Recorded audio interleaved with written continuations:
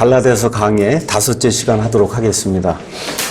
그리고 오늘은 이제 2장을 공부할 텐데 공부하기 전에 1장의 내용을 잠깐만 요약을 하겠습니다. 지금 갈라디아 이 교회들에 문제가 생겼어요. 사도 바울이 이제 말씀을 이제 선포하고 사람이 하나님 앞에서 어떻게 의롭게 되는가, 어떻게 구원받을 수 있는가, 이런 모든 것들을 다 설명하고 교회들을 세운 이후에 유대 지방에서 거짓 교사들이 내려왔어요. 그래서 무엇라고 주장을 하느냐 하면 하나님의 은혜로만 구원받는 것이 아니라 하나님의 그 은혜, 거기에 사람이 하는 행위, 특별히 구약의 유대인들이 지켜야 될 여러 가지 그 같은 그 규례들, 그 중에 대표적인 것이 할례거든요. 그 남자들 같은 경우 반드시 할례를 행해야 된다. 이렇게 하면서 성도들을 속이는 그와 같은 사람들이 나타나게 됐고, 이 사람들이 이와 같은 일을 효과적으로 진행하기 위해서 무엇라고 또 주장을 했냐 하면 사도 바울은 사실은 사도가 아니다. 사도가 아니다. 우리가 보통 알고 있는 사도는 예수님 이 땅에 계시는 동안 예수님과 함께 3년 반 동안 예수님 공생애 동안 그분과 함께 먹고 자고 같이 다니면서 일을 하던 그런 사람만 사도인데, 지금 이 사도 바울은 예수님 승천 이후에 자기 주장에 따라서 다마스쿠스 도상에서 예수님이 나타났다고 하는데 그런 사람이 어떻게 사도가 될 수 있느냐, 이런 이야기들을 이제 하면서 사도 바울이 세워놓은 그런 교회들을 이렇게 망가뜨리는 거짓 교사들이 이제 나타나게 됐습니다. 그래서 갈라디아서 1장 1절부터 시작하면서 바울이 사람들에게서 나지도 아니하고 또 사람으로 말미암지도 아니하며 예수 그리스도로 말미암아 내가 하나님의 사도가 됐다, 이걸 이제 이야기를 하고, 그 다음에 다른 복음, 내가 지금까지 전했던 은혜의 복음, 오직 하나님의 은혜로 하나님께서 이 구원이라고 하는 영원한 그런 생명을 얻는 이와 같은 놀라운 선물을 하나님이 오직 은혜로 거저 주신다. 지금 이것이 예수 그리스도의 참된 복음인데 이것 외에 다른 것을 선포하는 그런 자들은 저주를 받는다. 저주? 그 저주는 어느 저주냐? 지옥불의 정죄를 받는다. 그런 얘기를 하는 거예요. 그러면서 심지어 뭐라고 하냐 하면 심지어 하늘에서 온 천사라 해도 그 천사가 내가 전달한 그 복음 외에 다른 복음을 선포하면 그 천사는 저주를 받는다. 아주 강력한 이와 같은 그 말씀을 이제 선포를 한 이후에 그 다음 이제 11절부터 24절은 그가 구원받은 이후에 행했던 행적, 그 행적의 핵심 내용은 뭐냐 하면 사람들을 쫓아다니면서 그런 사람들을 통해서 예수님이 누구고 예수님이 어떤 일을 했고 예수님이 가르침이 어떤 것이고 이런 것들을 배우지 않았다. 그런 내용을 하나하나 이제 설명을 하면서 이제 1장을 마치게 됩니다. 자, 2장에는 그리스도인으로서 가지고 있는 그 자유, 이 자유를 지키기 위해서, 자유가 그냥 지켜지지 않거든요. 그 자유를 지키기 위해서 사도 바울이 투쟁하는 그런 내용이 이 안에 기록이 되어 있어요. 저와 여러분이 지금 이 대한민국 땅에서 자유를 누리고 있습니다. 이 자유가 그냥 생긴 게 아니에요. 그렇죠? 이거 그냥 투쟁을 하고 해서 자유를 얻은 거고, 그렇기 때문에 이 영적인 그런 싸움에서도 투쟁이 대단히 중요해요. 그래서 지금 바울이 두 가지 자유를 지키기 위해서 행했던 두 가지 투쟁의 내용을 여기 2장에 이제 기록해 놓고 있어요. 그래서 1절부터 10절에는 안디옥 교회 사람들과 함께 예루살렘에 올라가서, 그래서 교회가 가졌던 처음 이 회의가 있어요. 예루살렘 회의. 이 예루살렘 회의에서 이 자유를 지키기 위해서 바울이 어떻게 투쟁했는가, 이 내용이 1절에서 10절에 기록이 되어 있고, 그 다음에 11절에서 이제 21절에는 베드로라고 하는 사람이 우리가 누리고 있는 이와 같은 그 자유를 망가뜨릴 그와 같은 이 행동을 하게 되자 베드로를 그냥 얼굴 앞에서 이렇게 책망하는 그와 같은 일이 그 안에 기록이 되어 있어요. 베드로는 예수님의 수제자예요. 그렇죠? 그 예수님의 수제자를 그냥 바울이 면전에서 책망하는 그런 일이 그 안에 기록이 되어 있어요. 이게 왜 그러냐? 베드로를 뭐 미워하고 그런 내용이 아니라 예수님이 우리에게 주신 그 자유라고 하는 게 얼마나 중요한지, 그래서 그 자유를 지키기 위해서는 심지어 예수님의 수제자라 해도 잘못하면 반드시 책망을 받아야 된다는 거예요. 자, 이런 내용이 이 안에 이제 기록이 되어 있습니다. 그래서 사도 바울의 이와 같은 투쟁이 없었으면 초대 교회는 유대교의 일부로 남아서 얼마 동안 존재하다가 없어졌을 거예요. 근데 바울과 같이 하나님의 이 말씀, 복음의 진리를 수호하기 위해서 애를 쓰고 삶을 바쳤던 이런 사람들이 있었기 때문에 유대교와는 확연히 구분된 소위 기독교라고 하는 그와 같은 아이덴티티를 가지고 지금 이 시간까지 기독교가 이제 존재할 수 있었습니다. 자, 그러면 여기에 몇 명의 인물이 나와요. 2장에 그 인물이 어떤 사람들인가를 이해를 해야 그래야 여러분이 2장을 제대로 이제 깨달아 알 수 있기 때문에 내가 먼저 2장에 나오는 그 인물들을 여러분에게 이제 소개하도록 하겠습니다. 거기 가서 보니까 바나바라고 하는 사람이 나옵니다. 그렇죠? 바나바는 13절에 나와요. 자, 바나바는 사도행전 옆으로 요거 그대로 접어두시고 왼쪽으로 넘어가면 사도행전이 나와요. 사도행전 4장 36절. 어느 분이 개역성경 한번 찾아봐 주세요. 폰으로. 사도행전 4장 36절. 거기 가서 보니까 사도들이 키프로스 지방 출신. 여러분 키프로스. 개역성경에 구브로라고 표현이 되어 있는데 지금 우리가 알고 있는 키프로스 알죠? 키프로스 지방 출신의 요세라 하는 레위 사람. 아, 이 사람은 레위 사람이구나. 에게 바나바라는 이름을 주었는데 그것을 번역하면 위로의 아들이라는 뜻이다. 우리 개역성경으로 끝에 가서 한번 읽어봐 주시죠. 읽어보세요. 크게. 번역하면 이름이 뭐예요? 이름이 권위자 이렇게 돼 있어요. 개역성경에는. 그렇죠. 권위자. 아, 권위를 행사하는 사람인가 보다. 이렇게 이해하기 쉬운데 그게 아니고 권면하고 위로하는 거기 자자는 놈자자가 아니라 아들자자예요. 아들자. 그래서 여기 한자로 되어 있는 걸 보면 아들자예요. 쉽게 여기 있는 대로 위로의 아들이야. 얼마나 위로를 많이 했든지 그 사람은 위로의 아들이야. 알겠죠? 그래서 이 누구의 아들이라고 하는 건 그 누구의하고 똑같다는 존재예요. 그러니까 하나님의 아들, 그 얘기는 하나님하고 똑같다는 얘기예요. 위로의 아들, 그 뭐예요? 위로하고 똑같다는 거. 얼마나 위로가 풍부한지. 사람의 아들, 그럼 뭐예요? 사람하고 똑같다는 거예요. 그러니까 우리 예수님은 하나님의 아들이시며 사람의 아들이세요. 그 얘기는 무슨 얘기냐? 예수님은 참 하나님이시오. 참 사람이시다. 그렇게 표현하는 것이 유대식 표현이다. 그래서 이 위로를 너무나 많이 해주는 그런 사람이라 그 이름의 뜻이 뭐냐 하면 위로의 아들이에요. 위로의 아들. 자, 그래서 이 바나바라고 하는 사람이 사도 바울을 많이 도와줬던 그런 사람이에요. 자, 바울이 다마스커스로 가는 그런 길에서 예수님을 만났어요. 그것은 예수님의 말씀을 선포했더니 사람들이 믿지를 않습니다. 이렇게 될 때 사도행전 9장에 가서 보면 이 바나바가 사람들 앞에 가서 뭐라고 해요? 이 바울이 이야기하는 게 진실이다. 그가 다마스쿠스로 가서 하나님의 말씀을 선포하려고 가는 도중에 예수님을 만났고 그래서 그가 선포하는 모든 것이 사실이라고 이야기하면서 바울에게 위로를 주고 바울의 말에 힘을 실어줬던 그런 사람이 이제 바나바입니다. 자, 이런 가운데 바울이 말씀을 전해도 사람들이 듣지 않아요. 이렇게 이제 되다 보니까 바울은 자기 고향 다소로 이제 돌아갔고 이러는 가운데 스데반 사건 이후에 사람들이 곳곳으로 이제 퍼져나가서 하나님의 말씀을 이제 선포하는 가운데 일단의 무리가 어디로 갔냐 하면 시리아의 안디옥으로 갔어요.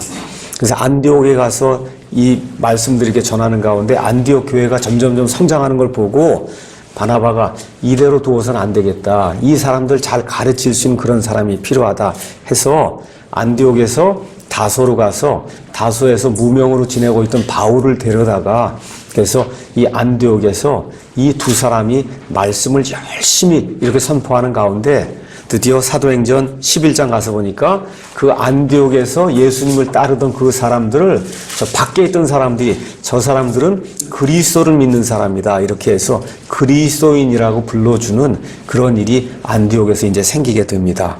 그렇죠? 자, 이러는 가운데 이 사람들이 열심히 말씀을 선포했어요. 안디옥 교회가 이제 성장하는 가운데 성령님께서 이 바울과 바나바를 따로 떼어 분리를 해라. 이 사람들을 사용해서 내가 여기 소아시아 지방과 유럽과 여러 지역에 예수 그리스도의 복음을 선포해야 되겠다. 이렇게 성령님께서 말씀해 주심에 따라서 안디옥 교회가 이 두 사람을 선교사로 따로 이렇게 떼어놓게 됐어요. 그래서 사도행전 13장, 14장에 가서 보면 우리가 보통 사도 바울의 1차 선교 여행이라고 하는 그 여행의 모든 내용이 그 안에 기록이 되어 있고 그 1차 선교 여행에서 사도 바울과 그 다음에 이 바나바가 우리가 지금 공부하고 있는 갈라디아라고 하는 그런 그 지역에 교회들을 세운 일이 여기 13장, 14장에 이제 기록이 되어 있습니다. 근데 여러분이 잘 알고 있는 대로 이 두 사람이 선교 여행을 떠나면서 누구를 시중 두는 자로 세웠냐 하면 요한 마가라고 하는 사람을 자기들을 도와줄 것과 같은 이 사람으로 세웠는데 요한 마가가 중간에 그만뒀어요. 못하겠다 그러고 다시 돌아갔단 말이에요. 자, 이러는 가운데 이 두 사람이 1차 선교여행 마치고 예루살렘 회의 다 마치고 그러고선 2차 선교여행을 가려고 우리가 했던데 다녔던 모든 데를 다시 이제 돌아가서 다녀보자 하고 이제 제안을 했는데 바나바는 마가를 데리고 가야 되겠다. 바울은 아니 하다가 중간에 그만둔 그 사람을 우리가 어떻게 또 데리고 가느냐 이렇게 해서 이게 논쟁이 심해지고 둘 사이가 굉장히 사이가 벌어져서 결국은 그 이후로 바울은 바울 나름대로 가고 바나바는 나름대로 둘이 이제 떨어져서 선교여행을 하면서 그 이후로는 바나바는 한 번도 안 나와요. 알겠죠? 그래서 사도행전 16장 이후로는 28장까지 오직 바울 이야기만 나온다. 베드로도 안 나와요.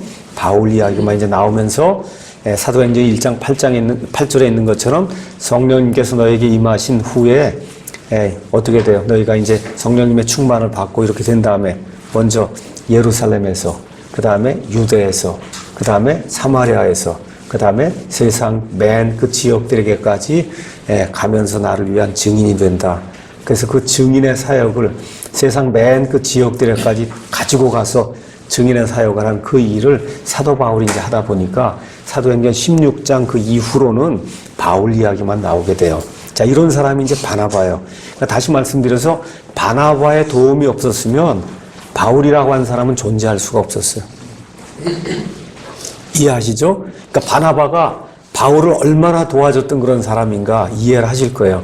그런 바나바가 실수하는 내용이 이 안에 기록이 되어 있습니다. 자, 그 다음에 이제 누가 나오냐면 디도라고 하는 사람이 나옵니다. 2장 1절에 가면 그 뒤 14년이 지나서 내가 바나바와 함께 디도도 데리고 다시 예루살렘에 갔노라. 여기 할 때 디도가 나옵니다. 디도는 이방인이에요. 이방인, 그리스 사람입니다. 그리스 사람. 그래서 디도서 1장 4절 이거 내용을 가서 보면 사도 바울이 구원시킨 사람들 중에 하나가 디도예요. 디도. 그래서 이방인들 가운데서 사도 바울이 열매를 맺었는데 그 열매 맺은 사람 중에 하나가 디도다. 그래서 여기 디도를 데리고 예루살렘에 갔다고 지금 이야기하고 있어요. 그래서 사도행전 15장에 가서 보시면 예루살렘 회의가 열립니다. 자, 13장, 14장에서 이 두 사람이 갈라디아 지방의 교회들을 세웠어요.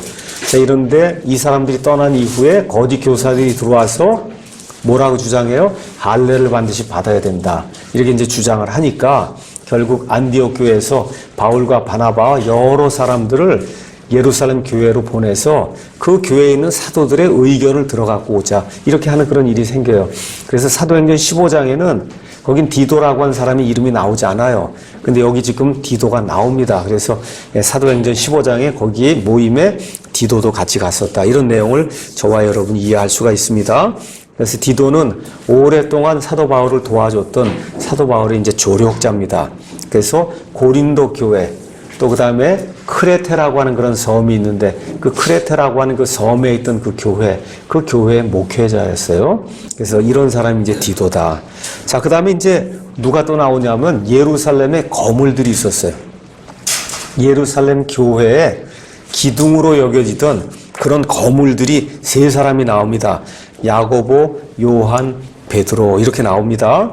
자, 여기 나오는 야고보는 예수님께서 공생애 사역하는 동안에 야고보와 요한과 베드로를 데리고 항상 세 명만 데리고 예수님이 어디 가시죠? 변화선상에 가도 베드로와 야고보와 요한. 그래서 항상 베드로와 야고보와 요한, 세베대의 아들 야고보 요한, 세베대의 이 어머니가 나타나서 치맛바람까지 다 하면서 어떻게 하든지 한 아들은 예수님의 왕국에서 예수님의 오른쪽에, 한 아들은 왼쪽에 이렇게 앉혀달라고 이렇게 이야기하는 그런 사람이 지금 여기 세베대의 아들 야고보와 요한인데 여기 나와 있는 야고보는 그 야고보가 아니에요. 그 야고보는 사도행전 12장에서 12장에서 헤롯이라고 하는 왕이 목을 베서 죽여요. 그래서 그 사도 야고보는 사라져요. 없어져요. 사도행전 15장에 지금 나오는 이 야고보는 예수님의 형제 야고보예요. 예수님의 형제. 마리아가 예수님을 낳았습니다. 성령님에 의해 잉태가 돼서 예수님을 낳고 그 이후에 성경에 가서 보면 적어도 6명의 예수님의 동생들이 나와요. 그 동생들은 마리아와 요셉에 의해서 이 땅에 출생하게 된 그와 같은 동생들입니다. 그 동생 가운데 남자가 4명, 여자가 2명. 그들보다 더 많이 있을 수도 있는데 이름으로 나와 있는 사람은 6명이다. 그 얘기예요. 이해하시겠죠? 예수님이 있고 예수님 외에 6명 정도의 그 동생들의 이름이 나와 있다. 그 중에 4명은 남자, 그 다음에 2명은 여자. 이렇게 돼 있어요. 그래서 여러분이 요한복음 7장 가서 보면 예수님께서 공생애를 시작했을 때 예수님이 본인이 메시아라고 하나님의 아들이라고 이야기했을 때 이 형제들이 믿지 않았다고 해서 성경에 그렇게 기록이 돼 있습니다. 그런데 여러분과 제가 사도행전 가서 또 보겠습니다. 사도행전 1장. 사도행전 1장에는 예수님이 승천하는 그런 내용이 그 안에 기록이 돼 있어요.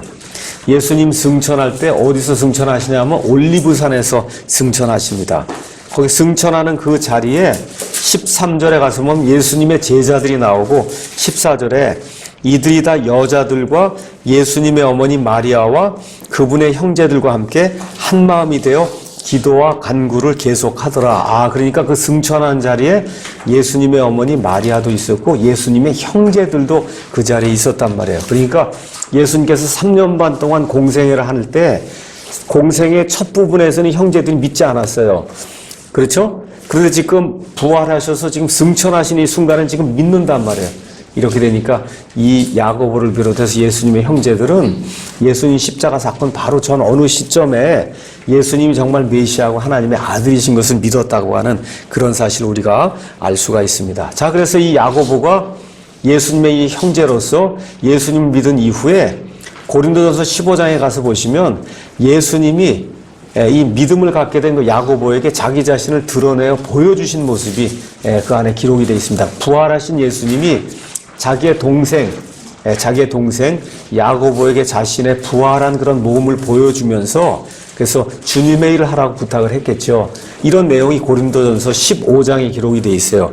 이러한 것들을 다 이제 종합을 해보면은 예수님의 동생 이 야고보가 부활하신 주님을 만나고 믿음이 이제 굳건한 가운데 예루살렘 교회에 수장 역할을 했다고 하는 사실을 우리가 알 수가 있습니다. 예루살렘 교회는 한 번에 3,000명, 한 번에 5,000명 이렇게 많은 사람들이 이렇게 예수님을 믿으면서 그 당시에 적어도 숫자로 봤을 때 한 2만 명 정도 되는 그런 교회였어요. 그런 교회의 장로 중에 한 사람으로 최종적인 결정을 누가 내려야 된단 말이에요. 그래서 무슨 회의를 해도 회의의 의장이 있어서 그 사람이 최종 결정을 내려야 되는데 그 최종 결정을 내린 그 사람이 바로 예수님의 형제 야고보다. 그렇게 이제 보시면 되고 이 예수님의 형제 야고보가 야고보서의 기록자가 아니겠느냐. 야고보서 알죠?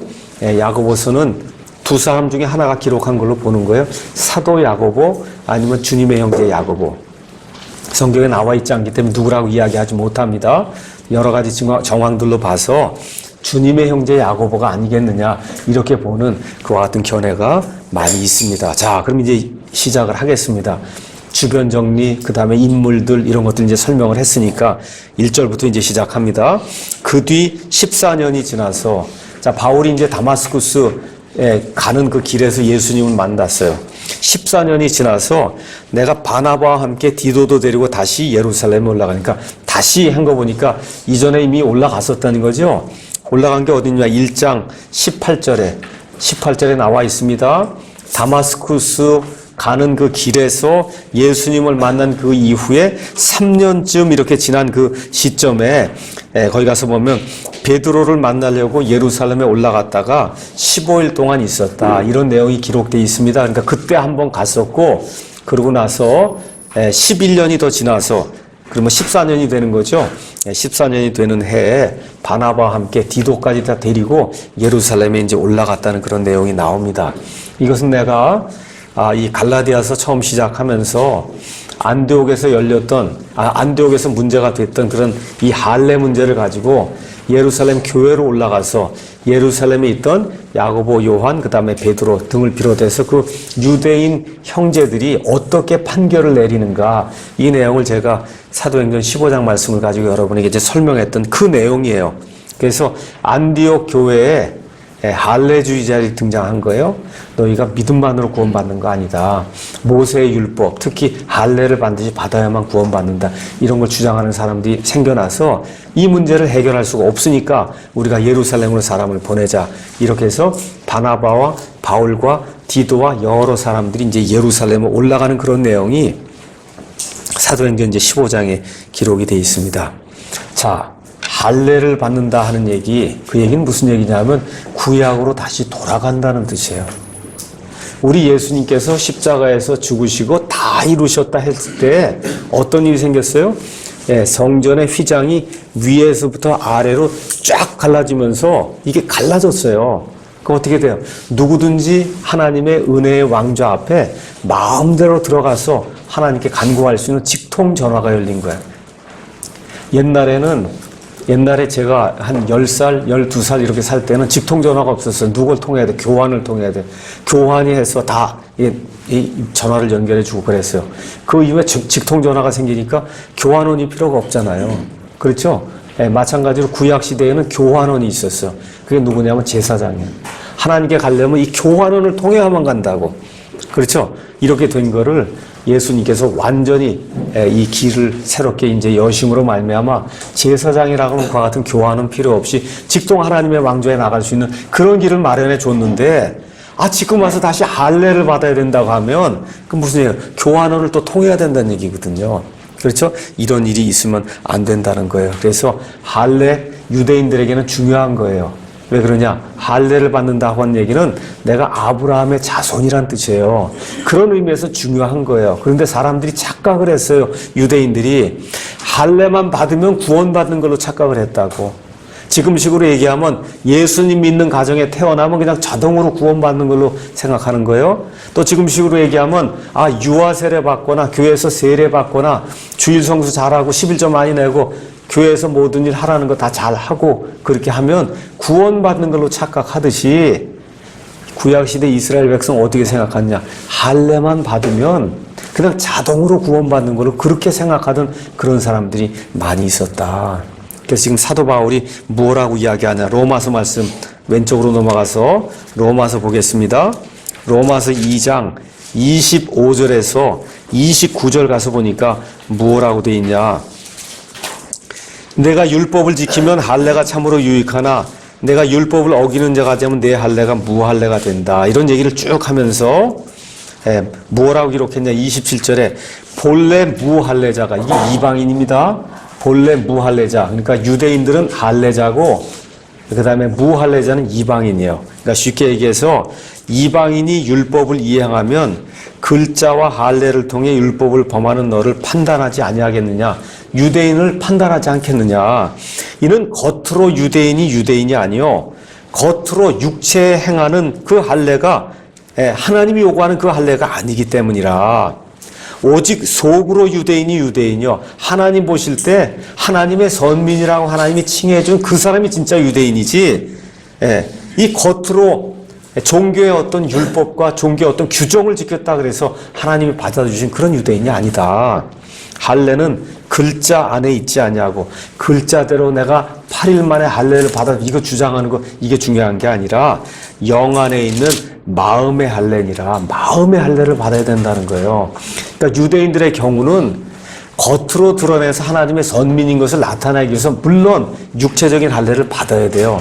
근데 육체적인 할례만 받고 마음의 할례를 안 받아. 그게 무슨 얘기예요? 육체적으로 무슨 종교적인 규정은 지키는데 하나님 보시기에 정말 하나님의 아들, 딸이라고 하는, 지금식으로 얘기하면 구원받지 못하면 아무 소용이 없다, 그 얘기를 하는 거예요. 그렇죠? 그래서 이런 사람에 대한 칭찬, 속 사람이 할례를 받아서 하나님의 진짜 자녀가 된 이런 사람에 대한 칭찬은 사람들에게서 나지 아니하고 하나님에게서 나느니라. 유대인들은 할례 받은 걸 가지고 사람들에게 칭찬을 받으려고 그랬거든요. 아브라함의 자손이야 저 사람. 그렇죠? 저 사람이 누구의 자손이야 이런 것들 때문에 이런 할례를 받았는데 사도 바울이 이건 사람들에게서 난 칭찬이지 하나님에게서 난 칭찬이 아니다. 그래서 유대인들이 이와 같은 잘못을 이제 범했거든요.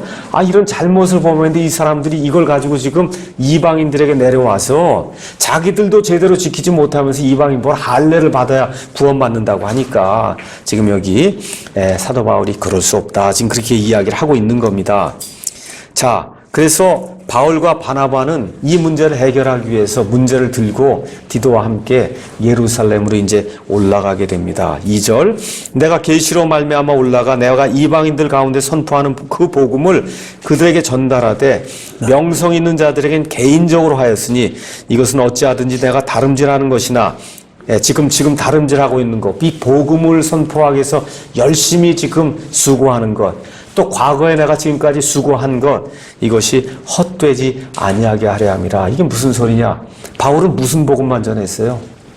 은혜의 복음만 전했잖아요. 사람이 은혜로 구원받는 거지, 율법의 뭘 행위를 통해서 구원받는 게 아니다. 그것만을 온천에 다니면서 지금 전했는데 그게 잘못이라 그러면 바울이 지금까지 수고하고 노력한 모든 것이 다 허사잖아요. 그렇죠? 그렇기 때문에 이거 있을 수 없는 일이다. 이 문제 반드시 해결해야 된다. 그래서 지금 이야기하고 있는 겁니다. 거기 가서 보니까 뭐라고 돼 있냐면 자기가 선포하는 그 복음, 그거는 은혜의 복음이에요. 예수님의 은혜로만 구원받는 거지 사람의 어떤 행위는 거기에 구원에 일조하지 않는다. 이 복음을 가서 전달을 다시 한 거예요. 그렇죠? 했는데 명성 있는 자들에겐 개인적으로 했다. 명성 있는 자들이 누구예요? 야고보, 요한, 베드로와 같이 예루살렘 교회를 치리하면서 예루살렘 교회의 우두머리 노릇을 하고 있는 그 사람들에게는 일단 개인적으로 만나서 모든 걸 이야기했다는 거예요. 왜 그러냐? 예루살렘 회의에서 이방인들은 뭘 지켜야 된다. 이거를 이 사람들이 결정을 내려줘야 되니까 바울이 지금까지 선포한 모든 내용과 지금까지 내가 했던 모든 일들을 다 설명을 하고 미리 이 회의에서 이 사람들이 결정 선언문을 내리기 전에 이들에게 확실히 이야기를 하고 해서 잘못된 이야기를 하지 않도록 이 개인적으로 이 사람들 만난 그런 내용이 이 안에 이제 기록이 되어 있습니다.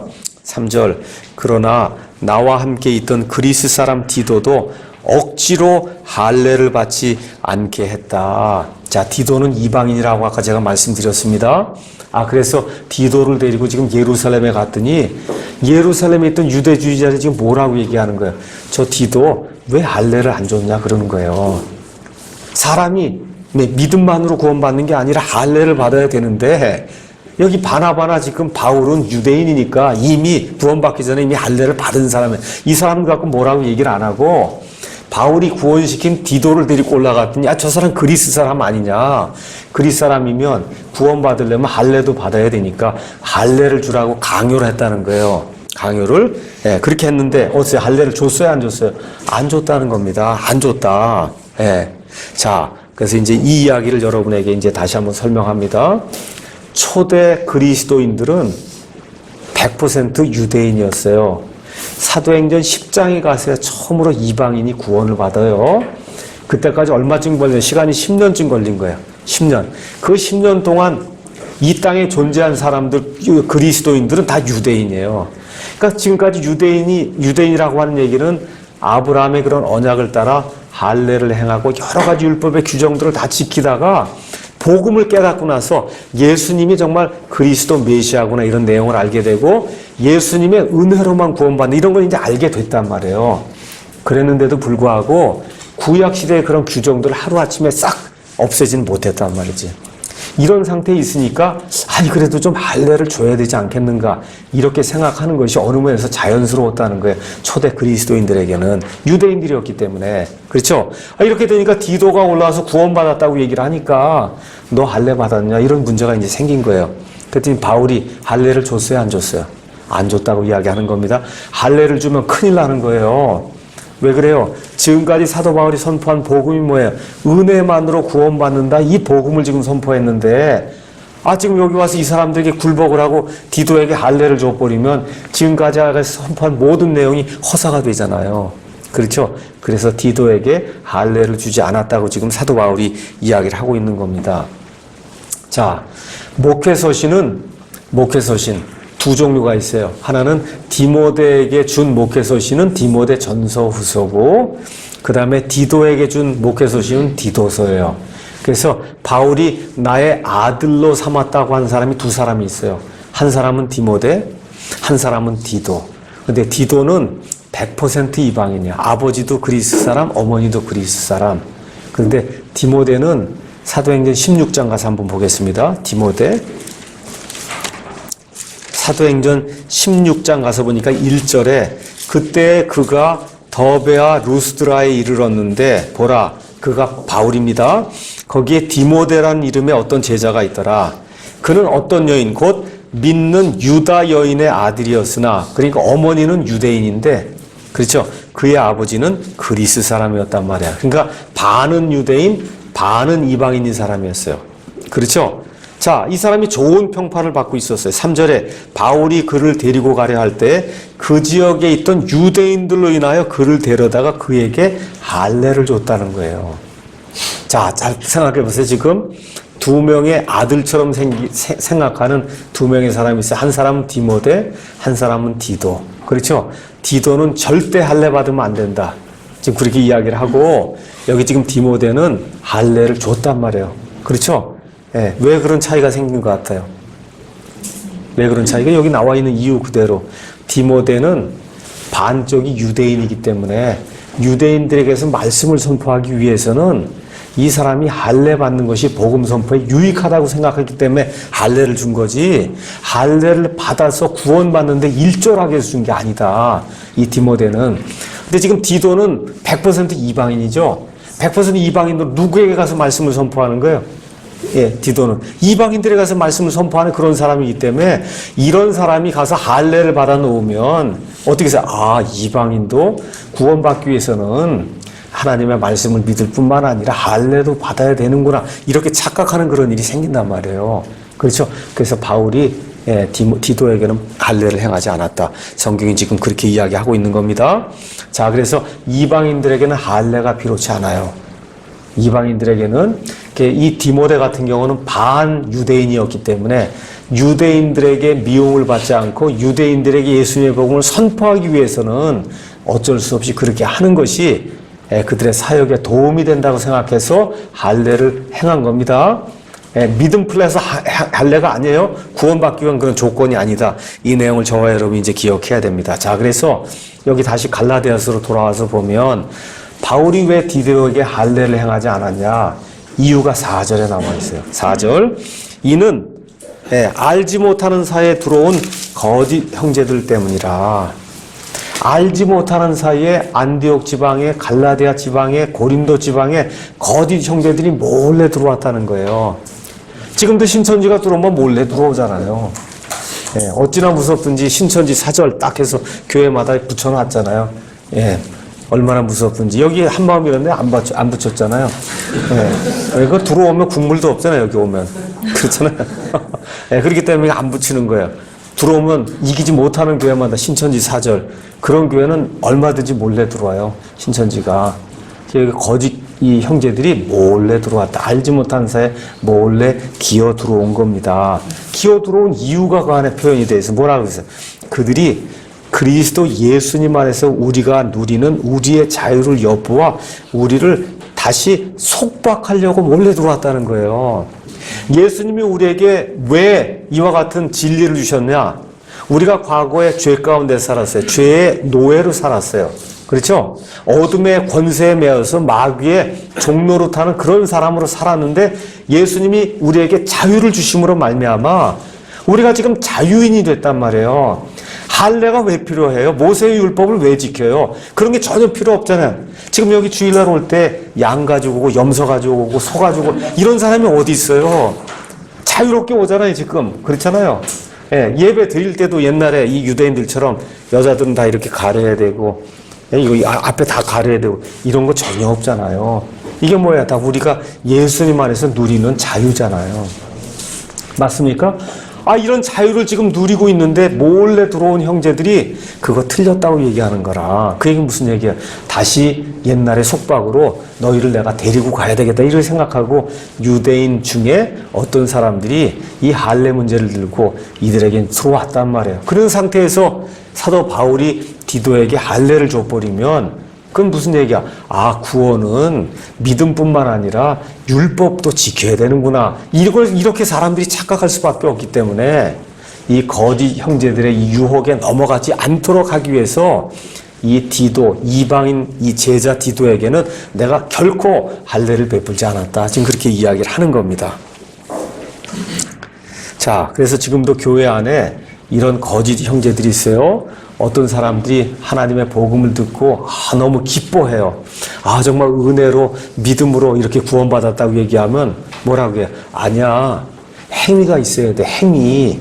그렇죠? 행위가 반드시 있어야 돼. 주일 성수, 11조, 목사님 말씀 잘 듣는 거, 뭐 등등 해서 매일 교회 가는 거, 성경 하루에 10장 읽고, 성경 10장 읽지 않아도 여러분 구원 받습니다. 매일 읽지 않아도 구원 받아요. 새벽기도 매일 안 해도 여러분 구원받고 구원 유지가 돼요.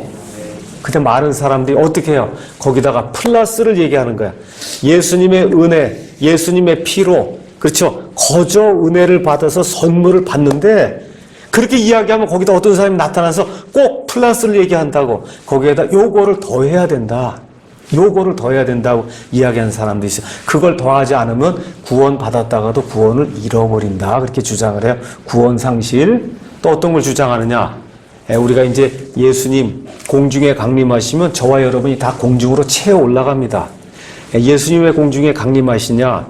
자기의 신부를 다 데려가기 위해서. 신부. 예수님이 신랑이시고 예수님 안에 있는 모든 사람이 예수님의 신부라고 성경이 얘기해요. 그래서 이 둘이 하늘에서 혼인 만찬을 해야 되기 때문에 예수님의 몸에 속한 예수님의 신부는 다 올라가야 돼요. 다. 여기 하나라도 남아있으면 결혼 예식이 진행이 안 됩니다. 근데 뭐라 그래요? 아니라고 얘기해요. 그래서 뭐라 그래요? 7년 동안 죽어라고 해서 이 7년 환란기를 자기 힘으로 해서 이 믿음 플러스 행위로 이걸 통과해야만, 그래야만 나중에 휴거가 된다. 이렇게 주장하는 사람들이 또 생겨나는 거예요. 그러니까 예수님의 이 거저 주시는 이 은혜의 선물 외에 무언가를 요만큼이라도 더 해야 된다고 이야기하면 사도 바울이 저주받은 복음이다. 그렇게 이야기하는 겁니다. 이거를 또 잘못 이해하시면 안 돼요. 그러니까 행위가, 이거 이제 잘못 이해하면 안 됩니다. 행위 이것이 전혀 없어도 된다 이야기를 했어요. 이거 얘기했더니 구원받지 못한 사람은 예수님의 행위가 전혀 나오질 않습니다. 죽을 때까지 이렇게 사는 들 봐도 예수님의 생명 라이프가 들어가면 예수님의 삶도 라이프예요. 예수님의 라이프가 들어가면 예수님의 삶이 나와야 되는데 예수님의 삶이 전혀 안 나와요. 알겠죠? 그러면서 구원받았다고 하면 이것도 큰 착각이다, 이것도. 그렇죠? 그러니까 저는 구원 감별사가 아니기 때문에 이 사람 구원받았는지 한 번 전 모릅니다. 다만 여러분 자신이 판단해 보셔야 돼. 내가 정말 예수님의 생명이 내 안에 들어와 있으면 예수님의 삶이 내 안에서 나오는가. 제가 우리 교회에서 요새 굉장히 이야기를 많이 하는 게 있어요. 그 뭐냐? 언행이 좀 바뀌어야 된다는 거예요. 언행이 말하는 거, 행하는 게 구원받은 사람이라면 좀 바뀌어야 된다. 지저분한 말하던 거 좀 바뀌어야 돼, 이제는. 입이 고운 말하는 그런 걸로 바뀌어야 되고, 지저분한 행동 그렇게 하던 그런 사람의 행동이 좀 바뀌어야 돼요. 이게 안 바뀌면 구원받았다고 이야기하는 것 자체가 정말 착각일 가능성이 대단히 큰 거예요. 그러니까 우리가 카톡을 하든 말만이 아니라 글 쓰는 것도 다 말이라고 표현하는 거예요. 뭘 하든지 그리스도인으로서 내가 고상한 그걸 좀 추구를 하셔야 된다. 책을 읽는 것도 그렇고 영화를 보는 것도 그렇고 뭘 하는 것이 항상 모든 것이 그리스도인으로서 합당하게 고상한 그런 일들을 우리가 좀 추구를 해야 돼요. 예. 근데 그걸 추구하는데 예수님이 없는 사람도 많아, 이 땅에. 그렇죠? 얼마나 경건하고 아름다운 삶을 사는 사람이 이 땅에 얼마나 많아요? 근데 누가 없어? 예수님이 없다고. 그렇죠? 그러니까 제가 부탁드리는 건 예수님을 먼저 소유하고 그래서 내 자신의 것을 억눌러서 예수님의 행위가 우리 가운데서 나올 수 있도록 저와 여러분이 노력을 해. 그건 열매로 나타나는 거예요. 열매로 나타나는 거다. 자, 5절 가서 보니까 바울이 뭐라고 이야기하느냐. 우리가 그들에게 단 1시간도 굴복하지 아니하였으니 저 같으면 단 1초도 그랬을 것 같은데 아마 그때는 초가 없었던 것 같아. 그때는 초가, 지금은 시간이 이렇게 재구해서 초가 이렇게 되는데, 그래서 저 같았으면 단 1초도 굴복하지 않았다. 이건 제가 목사로서 여러분에게 부탁드리는 거예요. 어떤 사람이 구원받는데 율법의 행위를 요만큼이라도 해야 된다고 주장하면 우리가 단 1초도 그 사람에게 굴복하면 안 된다. 안 되는 거예요. 단 1시간도 그들에게 굴복하지 않았다는 거예요. 왜 그래? 이건 우리의 자유를 빼앗아 가는 거거든요. 있을 수 없는 일이다. 그 사람이 목사도 심지어 천사도 그런 복음을 선포하면 사도 바울이 그거는 저주받은 복음이다. 그렇게 이야기하잖아요. 단 1시간도 굴복하지 않았다. 여기 한마음 미션에 어떤 사람이 들어와서 구원, 상실, 교리를 가르친다든가 환난을 통과해야 된다고 한다든가 무언가를 거기다 해서 일조를 해야만 구원이 유지가 되거나 구원 받을 수 있다고 이야기하면 단 1초도 여러분이 굴복해서는 안 된다는 거. 있을 수 없는 일이에요. 왜 그래요? 이것은 복음의 진리가 항상 너희와 함께 있게 하려 함이라. 바울이 이걸 그대로 내버려 두면 이 사람이 들어와서 이 사람 건드리고 이 사람 건드리고 이 사람 건드리면 순식간에 이 교회가 다 무너져 버린단 말이에요. 그러면 이 성도들이 복음의 진리 안에 거하지 못하는 그런 일이 발생하기 때문에 바울이 단 1시간도 그 사람들에게 굴복하지 않았다. 다시 말씀드려, 할례와, 그렇죠? 할례와 그 다음에 율법이라고 하는 것이 우리 그리스도의 복음 안에 있을 자리가 없다는 거예요. 없어요. 뭘 지켜갖고 하나님의 의를 얻는다, 이런 건 있을 수 없다. 지금 그렇게 이야기하는 겁니다. 다시 말씀드려, 저와 여러분이 이 신약 시대에 살 때는 구약은 예수님이 완전히 다 이루셨기 때문에 지금 이 시간 십자가 사건 이후에는 반드시 직통으로 하나님께 나아가면서 예수님이 열어주신 모든 그와 같은 것들을 기억하고 예수님이 주시는 자유와 진리를 여러분이 제가 누려야 되는 거예요.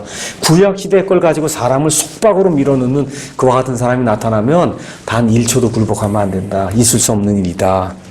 자, 6절 가서 보니까 그러나 무엇이나 되는 것 같이 여겨지던 이 사람들, 이런 거 주장하던 어떤 사람들이 있는데 겉으로 보면 멋있어요. 그렇죠? 무슨 사도들에게서 무슨 추천서를 가지고 나타나고 지금식으로 얘기하면 유명한 목사예요.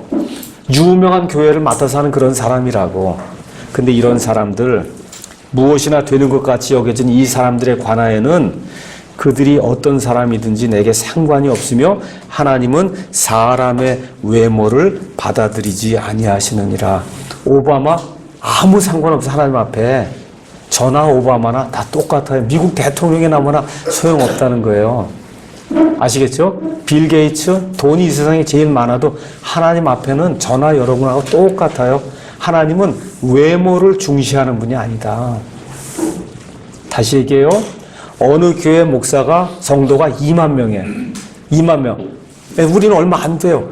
그 하나님은 외모를 보지 않아요. 교회에 파이프 올겐이 크냐, 파이프 올겐이 작으냐, 이런 거 안 본단 말이에요. 하나님 보면 뭐냐? 그 사람의 내모, 외모의 반대가 내모잖아요. 안에 들어있는 속사람이 어떤 사람인가를 보신다. 속사람이 변화가 있어야지, 속사람의 변화가 없이 뭐가 자꾸 이렇게 엄청나게 큰 거 하나님 중요하게 생각하지 않는다는 거예요. 예루살렘 교회 어떤 사도나 뭐나 아무 상관없다는 거예요. 하나님 보시기에는 아무 상관없어요. 목사라고 해서 주눅들 필요 없어요. 집사라고 해서 주눅들 필요 전혀 없는 거예요. 하나님 보시기에 진실한 사람이 아니냐, 이것이 가장 이제 중요하다는 겁니다. 자, 그래서 목사 본연의 임무를 잘 수행을 해야 돼요. 우리 교회가 2만 명이 돼서 하면 이런 자랑할 필요 없다는 거예요. 지금 바울이 얘기하는 거예요. 이 사람이 예루살렘 교회 유명한 사람, 이게 무슨 상관이 있냐고 나하고. 바울이 그렇게 얘기하는 겁니다. 하나님은 외모를 보지 않는다. 외모를 보지 않아요. 지금 우리 여기 한마음 미션에 한 40명 인구가 지하실에 모여 있어요. 2만 명 교회 파이프 올겐 몇십억짜리 하는 그런 교회 이런 목사가 이거 보면, 아, 이게 무슨 모임이 이렇게 허접해, 이렇게 볼 수 있어요. 그렇죠? 하나님은 외모를 보지 않으세요. 하나님 여기 지하실에 모이든, 알겠죠? 1층에 모이든 10층에 모이든 50명이 모이든 10만 명이 모이든 하나님 그런 거 안 봐요. 뭐 하나님은 속 사람만 보는 거야. 이 속 사람이 변화가 돼서 하나님의 아들, 딸이냐 아니냐 그것만 보시는 거다. 교황 하나님 보시기 어때?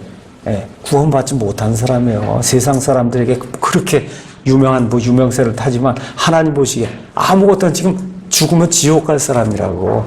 마더 테레사 지옥에 들어가 있는 사람이에요. 어떻게 예수 그리스도 외에 다른 방법으로 힌두교에도 구원이 있고 불교에도 구원이 있고 이런 사람 세상 사람들에겐 큰 징송을 받지만 그렇죠? 그래서 성인 반열에 들어섰다고. 하나님 보시기엔 안 보여. 죄인으로서 저 지옥 불 속에 들어갈 수밖에 없는 악한 죄인이다. 왜 그래요? 하나님은 외모를 보지 않아요. 성인이다, 군자다 이런 거 외모 보지 않습니다. 저와 여러분이 하나님께 정말 구원받는 사람이냐 이걸 본다는 거예요. 무엇이나 되는 것 같이 여겨지던 그들이 회의에서 예루살렘 그 회의에서 내게 아무것도 더해주지 않았다. 지금 그렇게 이야기하는 겁니다. 그렇죠? 아무것도 더해준 게 없다는 거예요. 나는 내가 선포하는 이 복음은 사람들에게서 받은 것도 아니고 사람들이 내게 위임한 것도 아니다. 내가 지금까지 하는 이런 모든 일은 예수님에게서 내가 직접 받아서 그래서 그 복음을 있는 그대로 지금 선포하는 거지. 그 유명하다는 사람은 내게 더해준 것이 아무것도 없다. 바울이 얼마나 당당하게 하나님의 말씀을 선포하고 있는가 저와 여러분이 이제 한번 보면 됩니다. 7절까지 하고 마치겠습니다.